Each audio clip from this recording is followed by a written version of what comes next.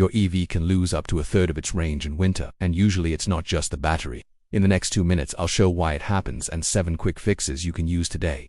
Cold slows the chemical reactions inside lithium-ion cells. That means the battery can't release energy as efficiently, and charging takes longer. At the same time, cabin heating draws a lot of power, sometimes more than the motor in city driving. These two effects together are the main reason range drops in cold weather. Real-world tests show that most EVs lose about 20 to 32% of their range in freezing conditions. Some tests on older models measured even larger drops. Modern heat pumps and better thermal management reduce this loss significantly.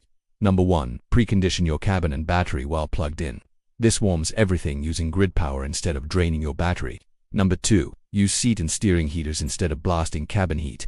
They use far less energy and still keep you warm. Number 3. Top up before long winter trips and avoid letting the battery sit at very low charge in cold weather. Preconditioning during charging also speeds up fast charging. Number 4. Don't fast charge every day.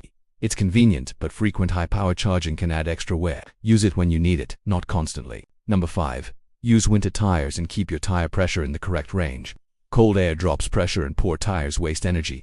Number 6. Park in a garage or anywhere sheltered when possible. Keeping your car out of extreme cold reduces energy loss. Number 7. Drive smoothly and use eco mode.